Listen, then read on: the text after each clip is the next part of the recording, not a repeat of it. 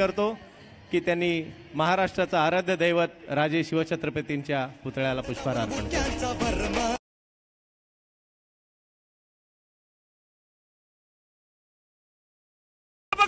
जानदार राजा शिवछत्रपती शिवाजी महाराज की, छत्रपती शिवाजी महाराज की जय भवानी।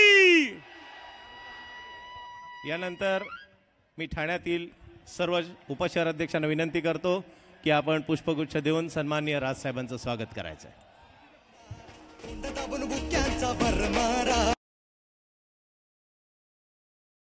उपशहराध्यक्ष श्री रवींद्र मोरे, विश्वजीत जाधव,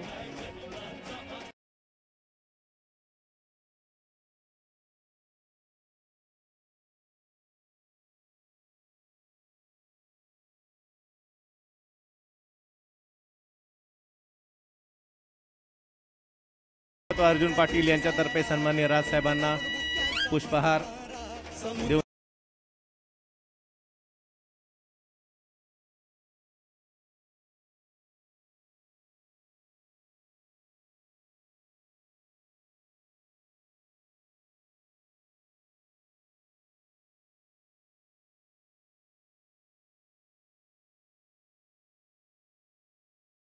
डम्पिंग ग्राउंडमुळे त्या डम्पिंग ग्राउंडचा त्रास ज्या विद्यार्थ्यांच्या पिढीला होतोय त्यांचं प्रतिनिधित्व करणार हे विद्यार्थी देऊन गुलाब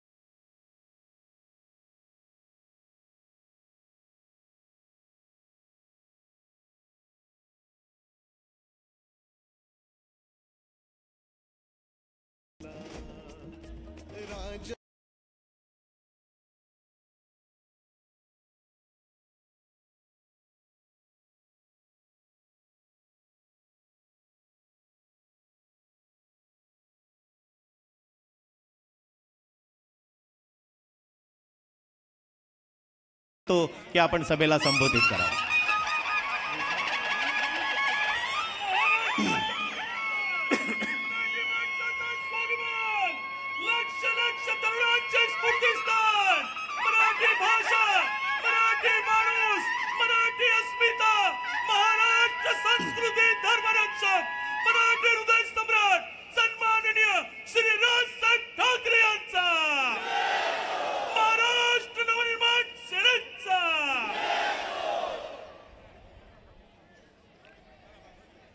जमलेल्या माझ्या सर्व मराठी बांधवांनो, भगिनींनो आणि मातांनो,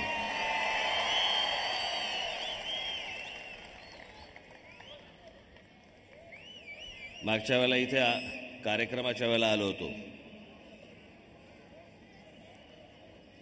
तो कार्यक्रम सांस्कृतिक असल्यामुळे मी म्हटलं त्यावेळेला आपली ढोलकी कशाला वाजवा,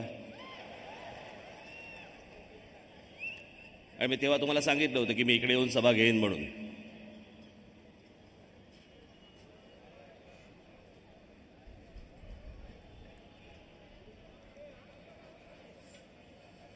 काल साधारणपणे मी सभांना सुरुवात केली आणि कालची सभा मला असं वाटतं आपण टेलिव्हिजनवरती पाहिली असावी। पाहिली की नाही?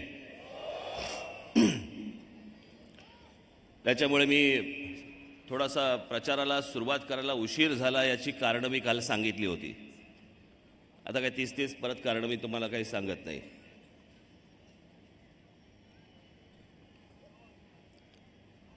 आणि म्हणून काल विक्रोळीला आणि काल विलेपार्ल्याला मुंबईमध्ये सभा झाली।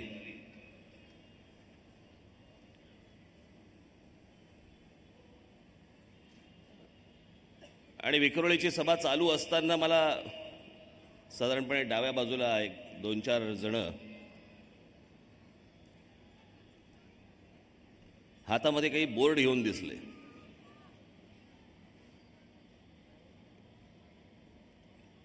मला ते काय वर्ण फारसं काही कळलं नाही, दिसलं नाही ते मला. मग मी ज्यावेळेला खाली उतरल्यानंतर गाडीमध्ये बसायच्या वेळेला ते सगळे लोक आले. ते आपले सगळे दिघ्याचे राहणारे रहिवासी होते. आले कशासाठी होते? आपली सगळी मराठी माणसं आले कशाला होते? तर त्यांना घरातनं बाहेर काढलं होतं. अनधिकृतरित्या राहत होते म्हणे. इतकी वर्ष राहत आहेत लोक, इतकी वर्ष राहत आहेत, आणि आमच्या सरकारला फक्त जिथे मराठी माणसं जिथे राहत आहेत त्यांनाच फक्त बाहेर काढायची हिंमत दिसते. बाकीच्यांना बाहेर काढायची हिंमत दिसत नाही यांना.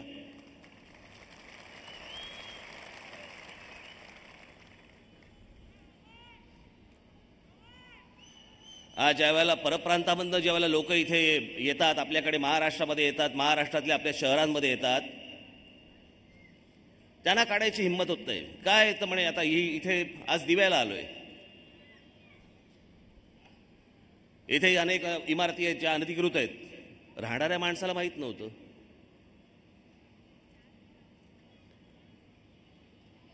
या ठाणे शहरामध्ये अनेक ठिकाणी हे बिल्डरांनी फसवलेले आमची मराठी माणसं आहेत. पण आमच्याकडच्या सरकारला पहिलं हे दिसतं, मराठी सरकारला हे दिसतं. का तुम्हाला हात लावतात? का तुम्हाला हात घालायची त्यांची हिंमत होते? याचं कारण तुम्हाला गृहीत धरलेलं असतं. हे इथलेच आहेत, हे काय करणार? परप्रांतातनं आलेल्या लोकांच्या मतांवरती यांचा पहिला डोळा. महाराष्ट्राच्या राजधानीमध्ये मुंबईमध्ये महाराष्ट्र राज्याचे मुख्यमंत्री जुहूला जातात आणि अख्खं भाषण हिंदीमध्ये करतात. का? कारण तिकडे सगळे परप्रांतीय आहेत म्हणून हिंदीमध्ये करतात. एवढं या लोकांना चोंबाळताय तुम्ही.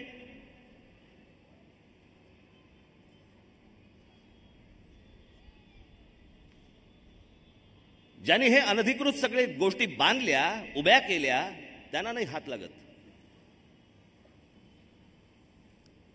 त्यांच्यावर काहीतरी केस टाकणार, जामिनावरती दुसऱ्या दिवशी सुटणार किंवा संध्याकाळी सुटणार, आणि आमची माणसं घराच्या बाहेर. हे करणारे कोण? आमचेच, आमच्याच राज्यातले नतद्रष्ट.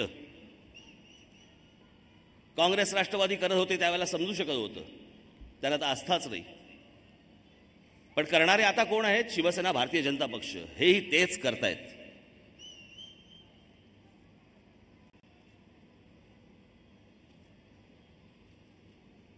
आणि तुम्ही उठत नाही, तुम्ही काही बोलत नाही. मी राज ठाकरे इतकी वर्ष हे जे सगळ्या गोष्टी सांगतोय, तुम्हाला माहिती आहे हा ठाणे जिल्हा हा भारतामधला एकमेव जिल्हा आहे. एकमेव जिल्हा की ज्या जिल्ह्याची रोजच्या रोज लोकसंख्या वाढते. लोकसंख्या कशामुळे वाढते? बाहेरचे येणारे लोंढे. हे माझं मत नाहीये, ही सरकारी आकडेवारी आहे. आणि जे बाहेरून येत आहेत त्याच्यामुळे तुमची किंमत उरलीच नाहीये. काय करतील? निवडणुकीच्या वेळेला येतील, आम्ही जाहिराती टाकू, सगळ्या गोष्टी त्यांच्यासमोर आणू, निवडणुकीच्या वेळेला करतील काय? मतदान करतील आम्हाला आणि मोकळे होतील.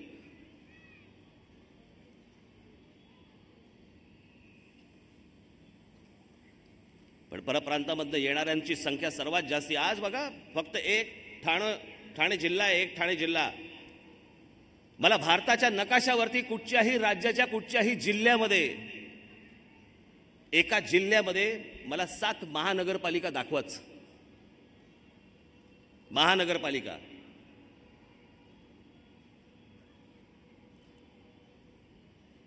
महानगरपालिका कधी होते? ज्या वेळेला त्याची लोकसंख्या त्या जागेची, ज्या वेळेला त्या शहराची वाढते, त्यावेळेला त्याला महानगरपालिकेचं स्वरूप येतं. महानगरपालिका.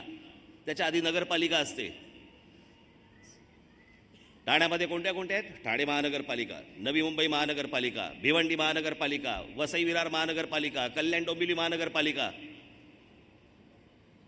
अजून कुठच्या आहेत रे त्या? उल्हासनगर महानगरपालिका, या महानगरपालिका झाल्या कशामुळे? तुमच्यामुळे नाही झाल्या. ही लोकसंख्या वाढली.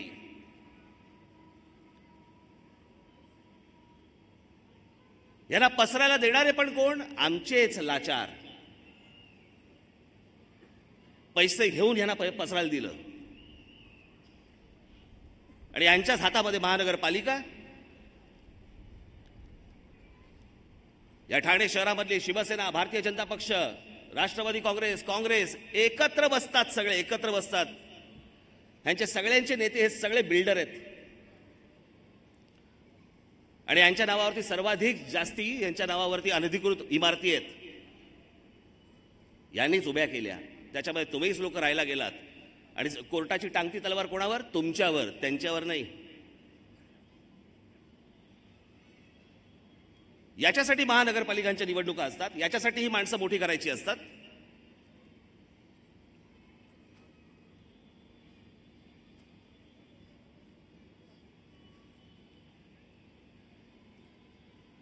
हे इथे डम्पिंग ग्राउंड आहे.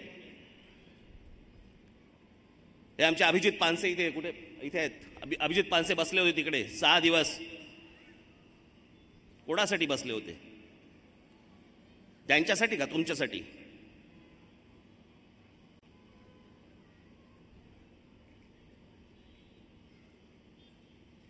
आणि त्याच्यानंतर त्यावेळेला ठाणे पालिकेचे आयुक्त हे आयुक्त सांगतात की नाही मी 3 महिन्यामध्ये हा प्रश्न मी सोडवतो. त्यांनी हे लेखी लिहून दिलं. त्याच्यानंतर मग हे सगळं विषय मागे आला की हे मी 3 महिन्यात सोडवतो. आयुक्त म्हणतात मी 3 महिन्यात सोडवतो. मुख्यमंत्री परवा आले म्हणतात मला 1 वर्ष लागेल. का?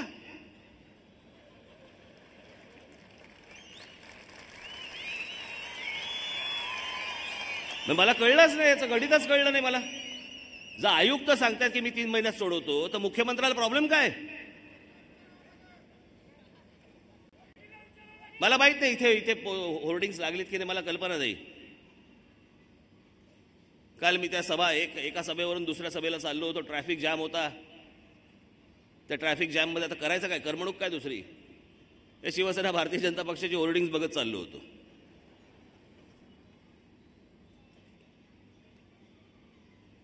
वेगवेगळी बोटं करून दाखवत होते. कधी इथं बोट, कधी इथे बोट, कधी तिथे बोट. आहे रामदास आठवले नाही का फोटो काढतात?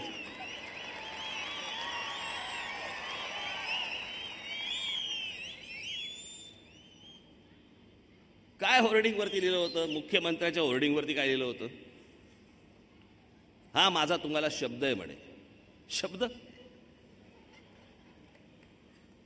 स्वतःच्या हिमतीवरती जो माणूस बसतो ना खुर्चीवरती, त्याने शब्द द्यायचा असतो. बसवलेल्या माणसाने शब्द द्यायचा नसतो.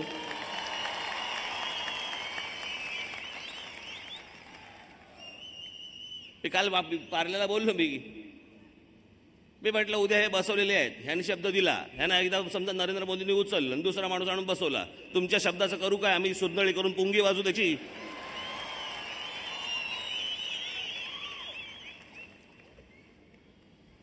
स्वतःच्या ताकदीवरती बसावं, स्वतःच्या हिमतीवरती बसावं आणि मग शब्द द्यावा.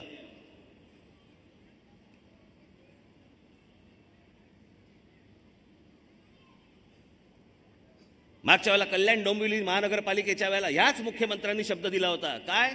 तर कल्याण डोंबिवली महानगरपालिकेला म्हणे आम्ही 6,500 कोटी रुपये देऊ. 6.5 रुपये तरी आले? नाही आले. हे निवडणुकीच्या तोंडावरती येऊन फक्त तुम्हाला समोर ह्या सगळ्या गोष्टी उभ्या करतात.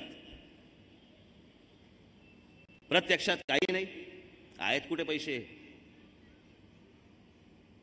मध्ये सांगितलं म्हणे मुंबई महानगरपालिकेला आम्ही 10,000 कोटी देऊ.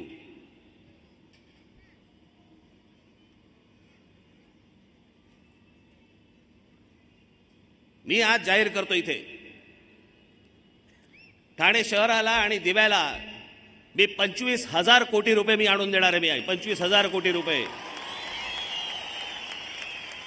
काय येडे आहेत?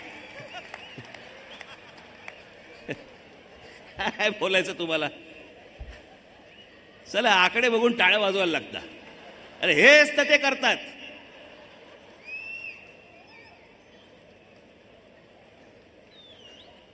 चला ते 10,000 कोटी बोलले, राज ठाकरे 25,000 कोटी. वाजवा टाळ्या सगळ्यांनी, वाजवा, बडवा टाळ्या. हातात काय पडते? घंटा.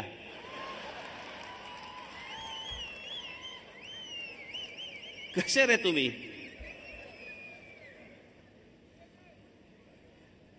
कोणी येतंय, काही बोलतंय, काही आकडे टाकतंय आणि त्या आकड्यांच्या भूलतापांना भुलून आम्ही फक्त मतदान करत राहायचं. आहेत कुठे पैसे यांच्याकडे, सरकारकडे? छत्रपती शिवाजी महाराजांचा पुतळा म्हणे समुद्रामध्ये उभा करणार. घोषणा मूळ कोणाची? काँग्रेसची. त्यांनाही करायचं नव्हतं, ह्यांनाही करायचं नाहीये. करणार कसं? कारण त्याला पैसे पाहिजेत. कुठून आणणार आहेत पैसे? सरकारच्या तिजोरीमध्ये खडखडाट. पैसेच नाहीये. तुम्हाला हे पैसे नसताना कुठच्या जीवावरती येऊन सांगतायत हे? मी दिव्याचा पाण्याचा प्रश्न सोडवीन, मी ठाण्याचा ट्रॅफिकचा प्रश्न सोडवीन. कुठून? नवीन रस्ते बांधू आम्ही.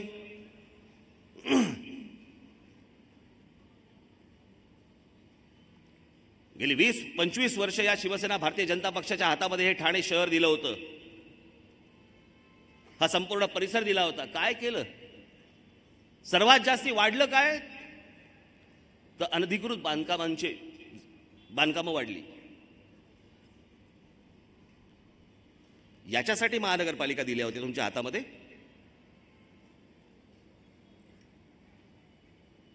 मी आत्ता ह्या रस्त्याने आलो. आत्ता गाडीसाठी सोडा, बैलगाडीसाठी पण रस्ता नाही आहे.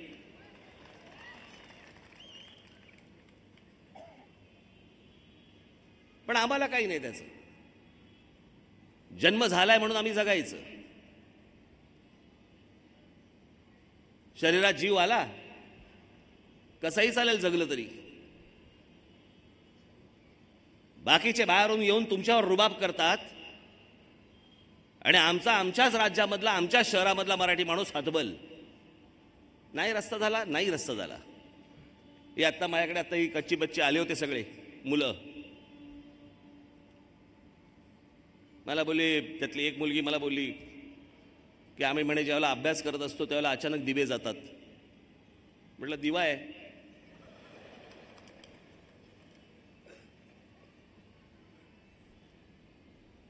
पण आम्हाला काही यातून वाटत नाही. या सगळ्या गोष्टींचा आम्हाला राग येत नाही. आम्ही राग व्यक्त करत नाही. आम्ही फक्त या निवडणुकीच्या तोंडावर ते कोण पी साईनाथचं ना पुस्तक, पी साईनाथांचं एक पुस्तक आहे, छान पुस्तक आहे, दुष्काळ आवडे सर्वांना. वाचा जरा, छान पुस्तक आहे.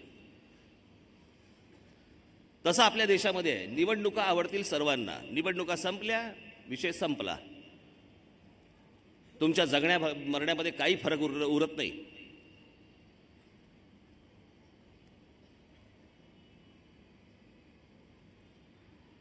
नोटाबंदी झाल्यानंतर काय परिणाम झाला, काय फरक पडला या देशामध्ये? काही फरक पडलेला नाहीये. मी कालच आकडेवारी सांगितली की या देशामध्ये आता 5 राज्यांमध्ये निवडणुका सुरू आहेत. 5 राज्यांमध्ये आचारसंहितेच्या अधिकृत आकड्यानुसार साधारणपणे उमेदवारांना जो खर्च दिलेला असतो करायला, त्याचा जर आकडा काढला तर 5 राज्यामधला खर्च साधारणपणे 1,000 कोटीच्या आसपास आहे. महाराष्ट्रामधल्या मुंबई, ठाणा, पुणा, नाशिक, पिंपरी चिंचवड, सोलापूर, नागपूर, अमरावती, अकोला, उल्हासनगर या महानगरपालिकांचा जो खर्च आहे तो वेगळा. त्यात अपक्ष जे उभे राहतात त्यांचा खर्च वेगळा.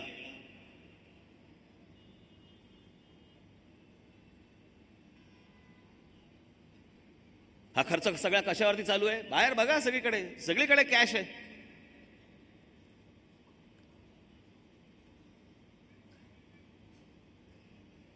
आणि हे ढोंगी भाजपवाले म्हणतात नाही आम्ही चेक देतो. कोणाला? वडापाववाल्याला.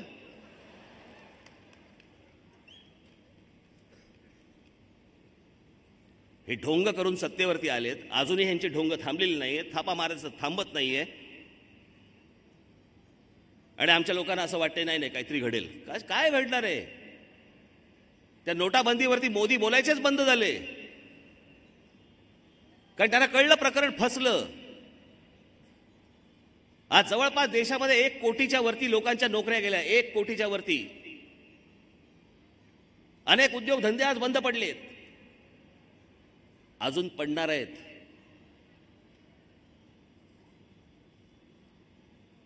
देशाचा एका बाजूला वाटोळं होतंय, पण निवडणुकीच्या वेळेला पैसा बाहेर येतोय.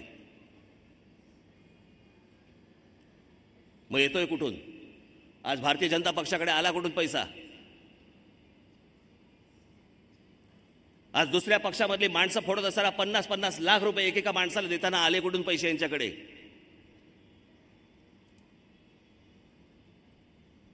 मला एका भारतीय जनता पक्षाच्या एका आमदाराने मला स्वतः सांगितलेली गोष्ट सांगतो तुम्हाला. मी काल सांगितली. त्यांनी सांगितलं गेल्या 2014च्या निवडणुकीमध्ये आम्हाला नको असताना देखील, कारण आमच्याकडे म्हणे पैसे आहेत त्याच्यामुळे आम्हाला नको असताना देखील पक्षाने प्रत्येकाला 1-1 कोटी रुपये पाठवले होते. म्हणजे महाराष्ट्र राज्याचे 288 मतदारसंघ म्हणजे 288 कोटी रुपये. कुठून आले भाजपकडे पैसे अचानक?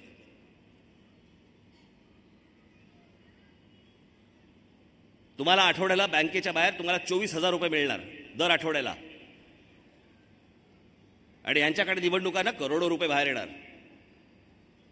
बँकांमधनं बाहेर पैसे निघाले, कधीच निघाले, यांच्याकडे पोहोचले देखील. तुम्ही रांगेत, त्या रांगेत 200 माणसं आजपर्यंत गेली.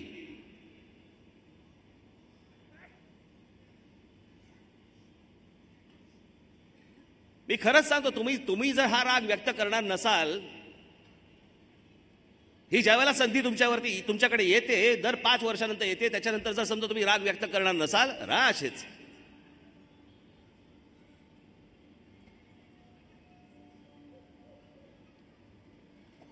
काल परवा म्हटलं नाही का, तो गजनीचा मोहम्मद ज्यावेळेला आला 1011 का 1012ला, या देशावरती पहिलं आक्रमण ज्यावेळेला झालं, त्याच्यानंतर हा देश स्वतंत्र झाला 1947 साली. म्हणजे 1000 वर्ष या देशावरती इतरांनी राज्य केलं. का केलं? अशाच स्वभावामुळे.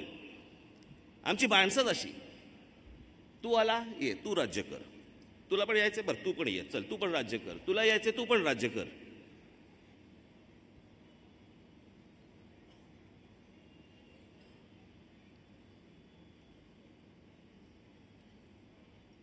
या देशामध्ये स्वाभिमानी कणा ज्या माणसाने सर्वप्रथम दाखवला ते आमचे छत्रपती.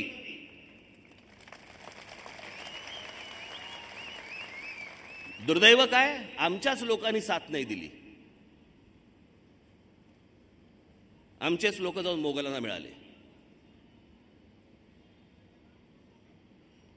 असा हा देश आहे.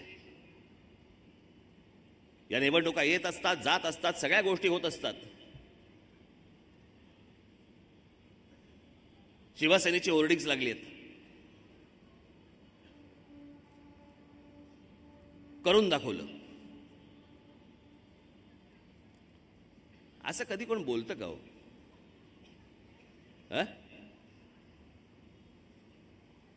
मग एखाद्या समजा कोणाचं लग्न झाल्यावरती मूल झालं तर मूल घेऊन जातो ना आपण, हे बघा मला मूल झालं. मूल न दाखवता करून दाखवलं. असं कसं होईल?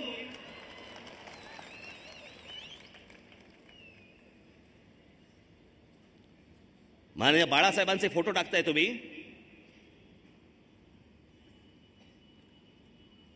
आणि त्याच्यावरती लिहिताय जे बोलतो ते आम्ही करतो म्हणून. माननीय बाळासाहेब जे बोलायचे ते करायचे, तुमच्यासारखे नव्हते. हे वाक्य त्यांच्या तोंडी शोभेल, पण तुमचा गलथान कारभार हा बाळासाहेबांच्या फोटो खाली दडवू नका. या मुंबई ठाण्यामध्ये ज्या प्रकारचे पैसे खाल्ले गेले ते बाळासाहेबांच्या नावावरती दडवू नका तुम्ही आतमध्ये.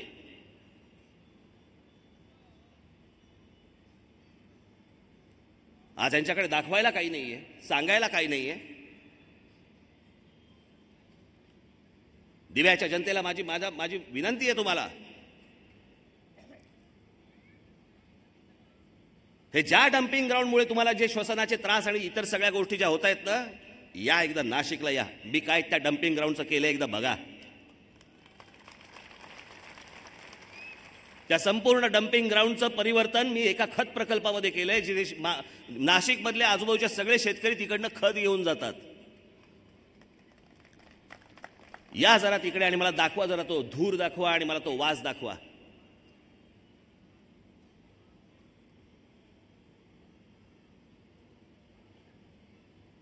जर करायचं ठरवलं, सगळ्या गोष्टी शक्य आहेत, सर्व गोष्टी शक्य आहेत. पण यांची इच्छाच नाहीये. का इच्छा नाहीये? कारण त्यांनी तुम्हाला गृहीत धरले. त्यांना माहिती आहे की हे काय करणार, हे कुठे जाणार, कुठे. निवडणुका आल्या की आम्हाला मतदान करून मोकळे होतील, बाकी यांना जगायचं तसं हे जगतील. नंतरचा विषय 5 वर्षांनी येईल, 5 वर्षांनी बघू, पैसे वाटू. सगळ्या ठिकाणी पैसे वाटायचे आणि तुम्हाला पूर्ण गाफील ठेवायचं या निवडणुकीच्या संपूर्ण दरम्यान आणि मतदान करवून घ्यायचं. तुम्ही मतदान करणार, झाला, संपला विषय. त्याच गोष्टी जर भोगून, त्याच लोकांना जर मतदान करून तुम्ही जर राहणार असाल, नंतर कंप्लेंट नाही करायची, नंतर नाही बोलायचं की आम्हाला इथे त्रास होतोय, आम्हाला इथे हे अनधिकृत बांधकाम आहेत, आम्हाला नोटिसा येत आहेत, आम्हाला डम्पिंग ग्राउंडमुळे आमच्या लहान मुलांना त्रास होतोय. मग नंतर कंप्लेंट नाही करायची. जे करू शकत नाही त्यांच्या हातात जर परत तुम्ही सत्ता देणार असाल, तक्रार कोणाकडे करताय आणि कशासाठी करताय?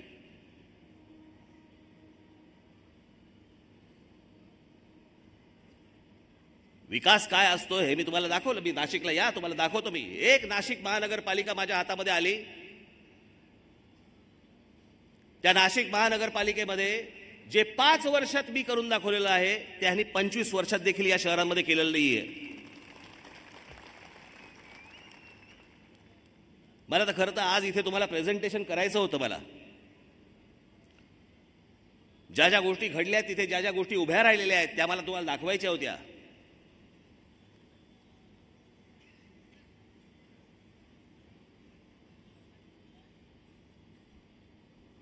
इतक्या सुंदर बागा झाल्या. तिथे एक बोटॅनिकल गार्डन उभं राहिलेलं आहे. रतन टाटांच्या सहकार्यातनं ते उभं राहिलं, त्यांच्या पैशातनं उभं राहिलं, त्यांच्या कंपनीच्या पैशातनं उभं राहिलं. ते जवळपास 56 एकराचं ते बोटॅनिकल गार्डन आहे. आपण जरूर बघा, आपल्या मुलांना घेऊन या तिकडे एकदा आणि ते बघा. आणि तेवढं मोठं बोटॅनिकल गार्डन तुम्ही मला भारताच्या नकाशावरती दाखवून द्यायचं. भारताच्या, मी महाराष्ट्र बोलतच नाहीये.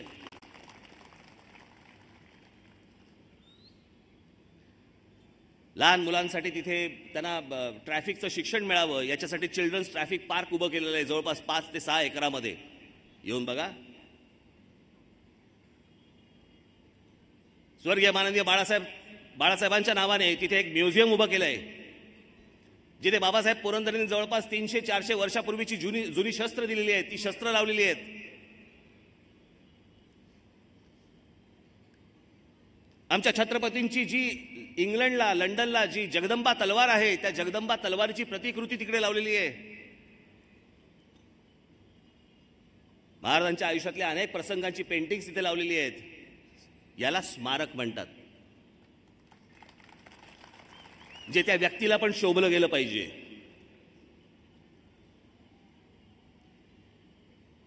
माननीय बाळासाहेब ठाकरे यांच्या नावाने जर समजा वास्तू उभी राहणार असेल, तर त्या वास्तूमध्ये तुम्हाला शस्त्रही दिसलीच पाहिजेत. आणि त्याच्यासाठी म्हणून मी ती वास्तू उभी केली तिथे.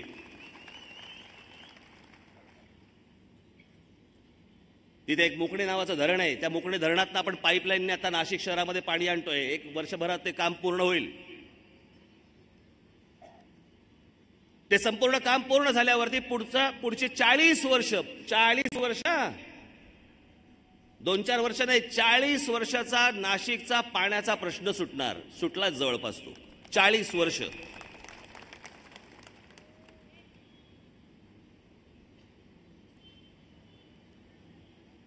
तिथे जे फ्लायओव्हर आहे, त्या फ्लायओव्हरच्या खाली इतर कुठच्या झोपड्या वगैरे काही होऊ नयेत, त्याच्यामुळे संपूर्ण सुशोभीकरण अख्ख्या फ्लायओव्हरच्या खाली केलं. केवढ्या गोष्टी केल्या. अहो, तिथे रस्ते जे केलेत येऊन बघा.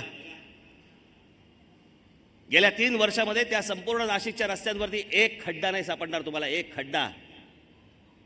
म्हणजे असे रस्ते होऊ शकतात, ही गोष्ट घडू शकते.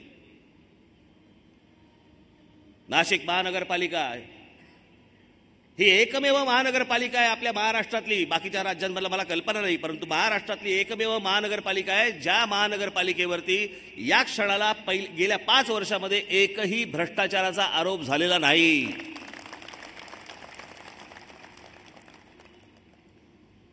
जवळपास 510 किलोमीटरचे रस्ते बांधले गेले, नवीन बांधले गेले, रिसर्फेसिंग काही ज्या रस्त्यांचं झालं ते रस्ते झाले.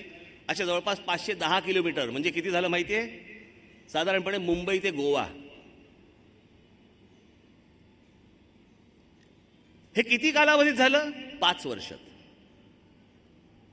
या 5 वर्षामध्ये 2 वर्ष हे काँग्रेस राष्ट्रवादीचं सरकार असताना 2 वर्ष नाशिक महानगरपालिकेला आयुक्तच नाही दिले, तरी काम सुरू होतं.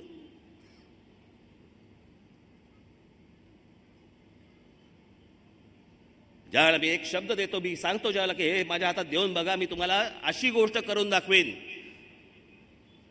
मी तेव्हाच नाशिककरांना सांगितलं होतं, जर समजा माझ्या हातामध्ये मी दिल्यानंतर जर मी नाशिकमध्ये काही घडवून आणलं नाही, काही घडवू शकलो नाही, जे इतरही शहरांमध्ये नाही असं मी जर समजा काही नाशिकमध्ये आणू शकलो नाही, परत राज ठाकरे तुमच्यासमोर मतं मागायला येणार नाही.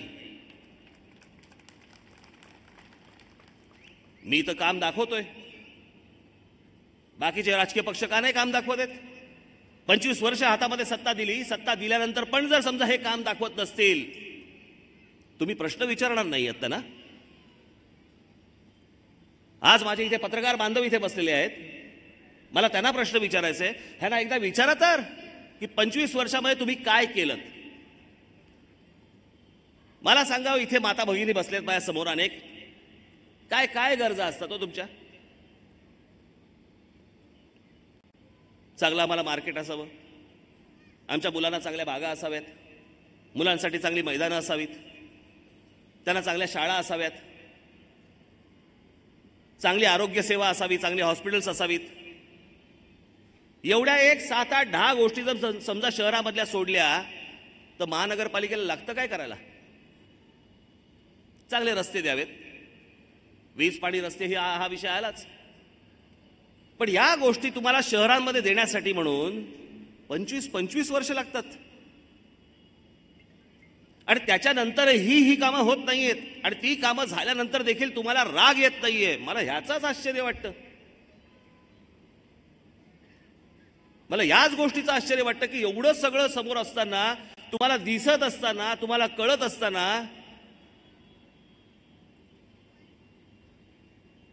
पण मी आता कोणाशी तरी संध्याकाळी मी बोलत होतो, नुसतं सुशिक्षित असून नाही चालत, त्याला सुजाण पण असावं लागतं. या गोष्टी नुसत्या डिग्र्यांनी नाही कळत. तुमचे डोळे उघडे पाहिजेत, तुमचे कान उघडे पाहिजेत, की सरकार म्हणून, महानगरपालिका म्हणून जर मी समजा कर भरत असेन, प्रत्येक गोष्टीचा कर भरत असेन, तर मला त्या कराच्या मोबदल्यामध्ये मला काय मिळतंय, माझ्या मुलांना काय मिळतंय, माझ्या कुटुंबाला काय मिळतंय? काहीच मिळत नाही. मला आता कोणीतरी सांगत होतं, इथे दिव्याला कुठच्या तरी भागामध्ये पाणी आणायला कुठे जावं लागतं त्यांना? मुंब्र्याला जावं लागतं.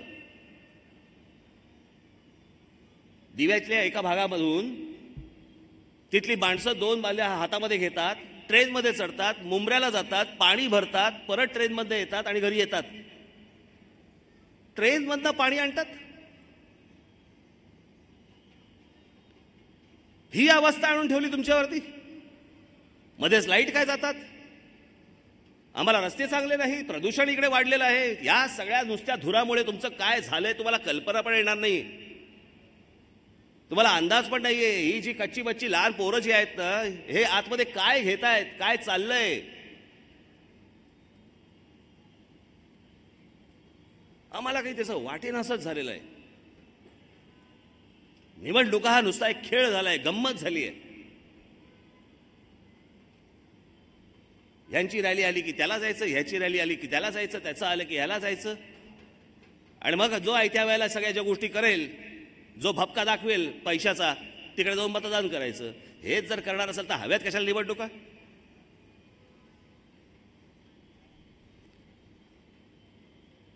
मतदान करताना जर स्वतःच्या कुटुंबाचाही जर समजा आपण विचार करणार नसू, मग ही शहरं तुम्हाला तुमचीच लख लावत.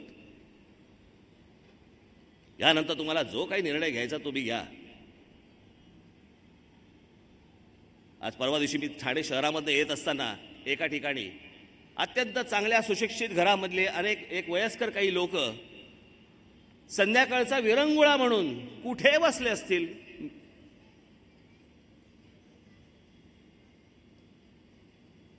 वयस्कर माता होत्या, कोणी आपल्या वडिलांच्या वयाची लोक होते, कुठे बसले असतील? विरंगुळा रस्त्याच्या मधल्या डिवायडरवरती गप्पा मारत बसले होते, कारण बसायला जागाच नाही, आजूबाजूला बागा नाहीत. संध्याकाळचा विरंगुळा कुठे? आम्ही बसायचं कुठे?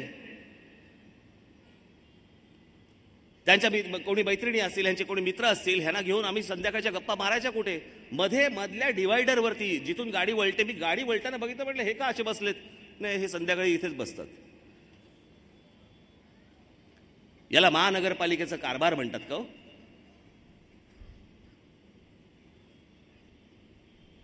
स्वतःच्या मनाला एक पहिल्यांदा प्रश्न विचारा. तुम्ही रोज सकाळपासून रात्रीपर्यंत करता काय? तुमच्या मुलांसाठी किती वेळ देता आणि कुठे घेऊन जाता?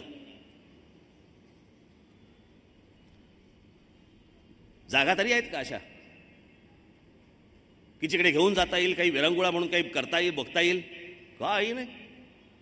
मशीन असल्यासारखे नुसते काम करतायत, जातायत, येतायत, झोपतायत, सकाळी उठतायत, परत जातायत, येतायत, झोपतायत. आणि हेच तुमचं न चिडणं, न रागावणं, हेच या सगळ्या नालायकांच्या पथ्यावरती आजपर्यंत पडत आलंय.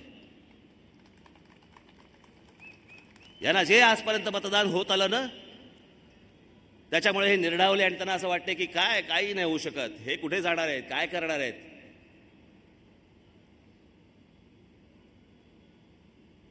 आज ती वेळ आली आहे. पुन्हा जर समजा तुम्ही तीच चूक करणार असाल, तुमचं आयुष्य तुम्हाला.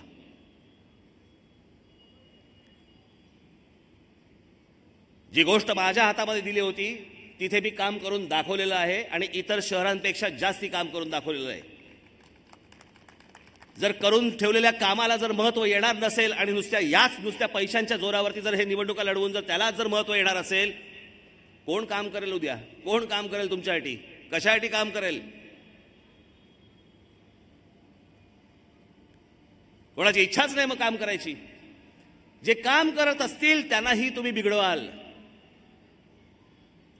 त्यांनाही तुम्ही बिघडवाल.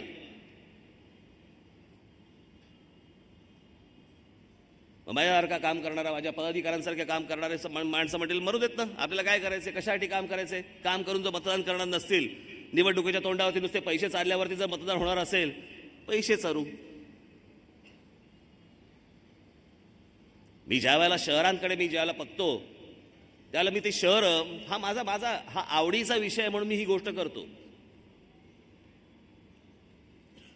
नाही तर मला सांगा, एका शहरामध्ये, एका नाशिक सारख्या शहरामध्ये ज्या उद्योगपतींचा कशाला संबंध नाहीये,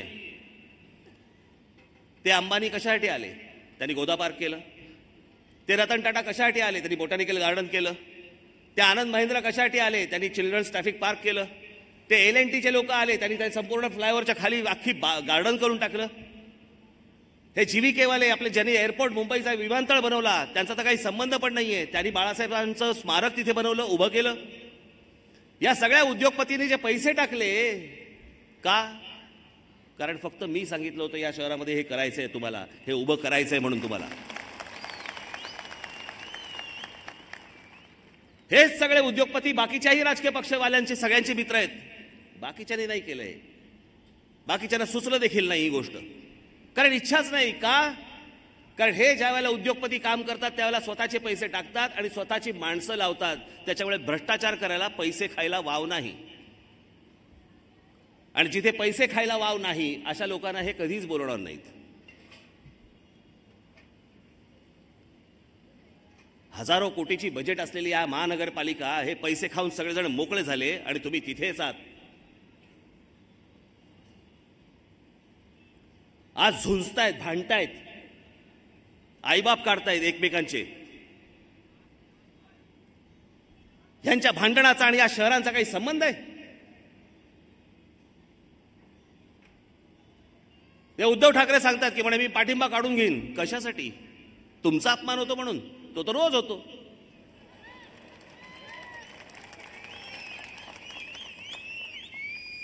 एकत्र सरकारमध्ये आहेत ना, निवडणुका वेगळ्या लढवायच्या, केंद्रामध्ये एकत्र बसायचं, राज्यामध्ये एकत्र बसायचं. गंमत बघा, कल्याण डोंबिवलीला स्वतंत्र लढले, परत एकत्र आले, एकमेकांना आई बहिणीवरनं शिव्या घातल्या, सगळ्या गोष्टी केल्या, सगळं झालं, पुन्हा निवडणूक झाल्यावर एकत्र आले.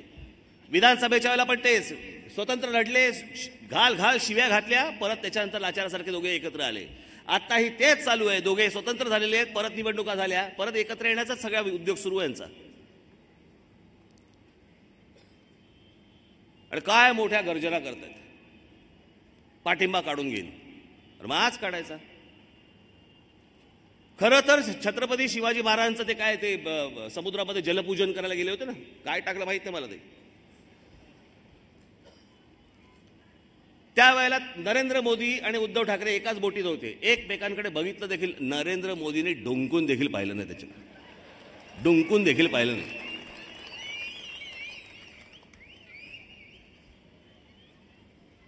खरं तर मोदींच्या मनामध्ये विचार चालू असेल ह्यांनाच असं टाकून द्यावं म्हणून, एकदाची पायाभरणी होऊन जाऊन देत.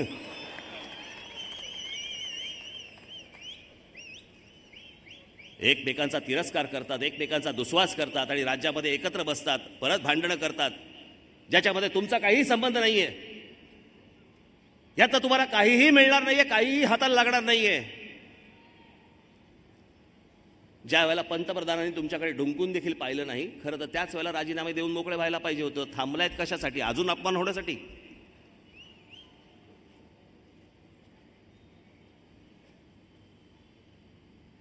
हे जे काँग्रेस आणि राष्ट्रवादीला आतापर्यंत शिवाय होते ना, शिवसेना भारतीय जनता पक्षाचा काँग्रेस आणि राष्ट्रवादी काँग्रेसच झालेली आहे.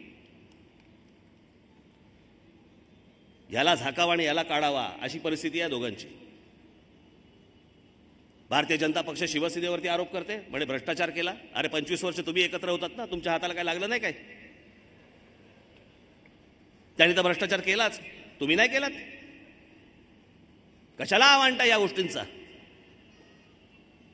या असल्या ढोंगी लोकांच्या हातामध्ये जर समजा तुम्ही परत परत याच गोष्टी देणार असाल, माझी ठाणेकर लोकांना, जनतेला माझी विनंती आहे, अरे एकदा तर बदल करा.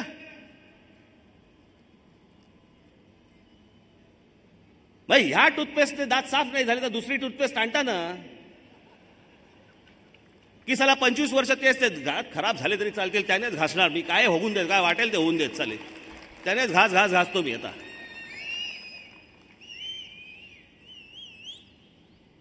तेव्हा बरोबर प्रॉडक्ट चेंज करताना.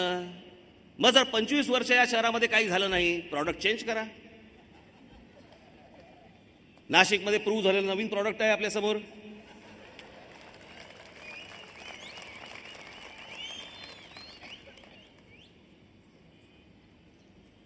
हा बदल तर तुम्हाला करावाच लागेल, घडवावाच लागेल. तो जो बदल आहे, तो बदल जोपर्यंत तुम्ही घडवत नाही तोपर्यंत तुमच्या आयुष्यात बदल येणार नाही. तुमच्या आयुष्यात कुठचीही गोष्ट घडणार नाही, नव्याने कुठचीही गोष्ट घडणार नाही. आणि यांच्या भूलतापांना तुम्ही बळी पडू नका, एवढीच फक्त विनंती करण्यासाठी आज तुमच्यासमोर मी इथे आलो. येत्या 21 तारखेला हे मतदान आहे.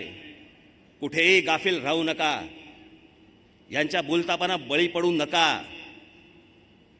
21 तारखेला माझे जे सर्व सहकारी आहेत ठाणे शहरामधले, सगळीकडचे, दिव्याकडचे, सगळीकडचे, या सर्व माझ्या उमेदवारांना आपण प्रचंड मताने विजयी करावं अशी एक आशा अपेक्षा आपल्याकडनं बाळगतो. महाराष्ट्र नवनिर्माण सेनेचं रेल्वे इंजिन या निशाणीवरती आपण 21 तारखेला बटन दाबून माझ्या सर्व उमेदवारांना आपण प्रचंड प्रचंड प्रचंड मताने विजयी करावं असं एक आवाहन करतो आणि आपणा सर्वांची मी रजा घेतो. धन्यवाद. जय हिंद, जय महाराष्ट्र. धन्यवाद राजसाहेब. दिवा आता पेटलेलाच आहे आणि अभी जीत हमारी ही आहे हे निश्चितपणे आपल्याला सांगतो. इथून ही जी ज्योत पेटलेली संपूर्ण ठाणे शहरातून ही सत्ता आपल्याला देऊनच थांबणार आहे. यानंतर राष्ट्रगीतासाठी सर्वांनी उभं राहायचं आहे.